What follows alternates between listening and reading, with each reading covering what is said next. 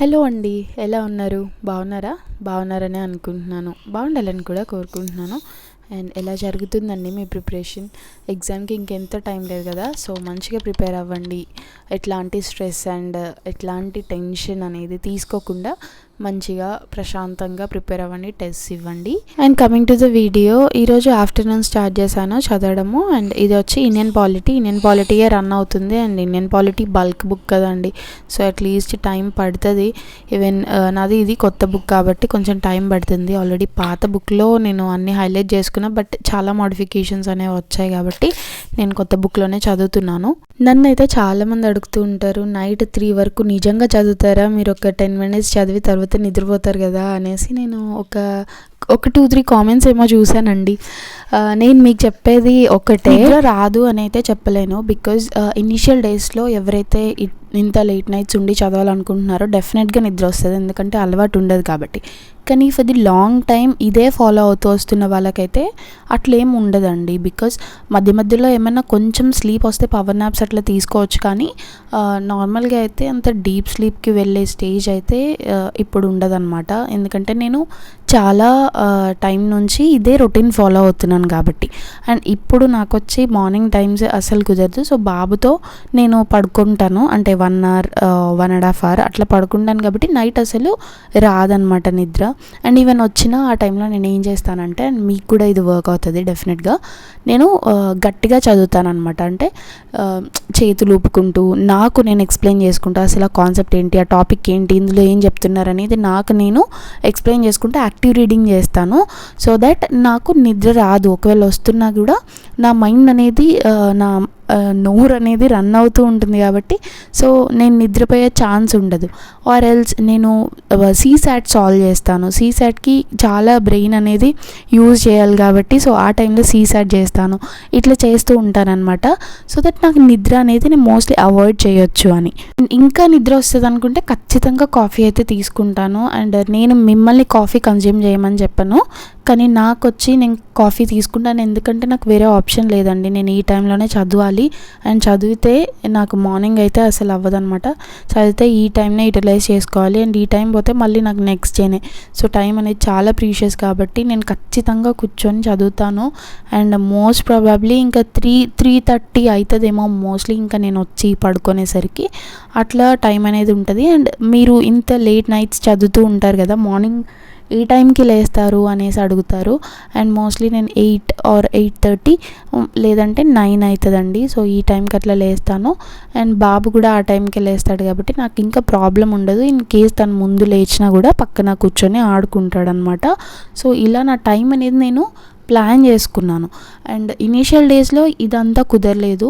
ఒక స్టేజ్ వరకు నాకు అస్సలు కుదరలేదు. అండ్ బాగా స్ట్రెస్ తీసుకునేదాన్ని, ఎట్లా అవ్వట్లేదే అనేసి. కానీ ఇప్పుడు కొంచెం బ్యాలెన్స్డ్గా నేను తీసుకెళ్తున్నాను కాబట్టి నాకు కొంచెం స్లీప్ సైకిల్ కానీ బాడీ కానీ ఇదిగా వెళ్తుంది. అండ్ ఇంకొకటి ఏంటంటే మధ్యలో వస్తాయండి ఎక్కువ స్ట్రెస్ అయితే ఖచ్చితంగా బాడీ మీద హెవీ స్ట్రెస్ పడడం వల్ల కొంచెం వీక్ అవుతాము ఫిజికల్గా. సో అట్లాంటి టైమ్స్లో ఒక 1 or 2 days రెస్ట్ తీసుకోవడం మంచిది.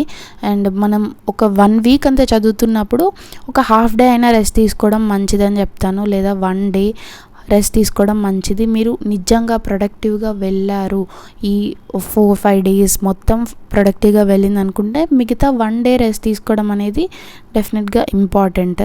ఇక్కడ నేను మీకు ఇంపార్టెంట్ ఇన్ఫర్మేషన్ ఇస్తాను. నేనైతే ఈ యాప్ గురించి చాలాసార్లు మీతో షేర్ చేశాను. సో ఏంటి అంటే, ఇది ఒక ఇంగ్లీష్ లెర్నింగ్ యాప్, స్పార్కీ AI. ఇది ఇంగ్లీష్ మనం ఇంప్రూవ్ చేసుకోవడానికి అండ్ ఇంగ్లీష్ బేసిక్స్ నుంచి, ఇప్పుడు టెన్సెస్ నుంచి, వర్బ్స్ నుంచి, వొకాబులరీ, గ్రామర్ ఏదైతే ఉందో అక్కడ నుంచి నేర్చుకోవడానికి హెల్ప్ చేస్తుంది అనమాట ఈ యాప్. సో ఇది వచ్చి మోస్ట్లీ మనకి ఎగ్జామ్కి ఖచ్చితంగా హెల్ప్ అవుతుంది. అండ్ ఈ జనరేషన్లో ఇంగ్లీష్ అనేది ఎంత ఇంపార్టెంటో మనందరికీ తెలుసు.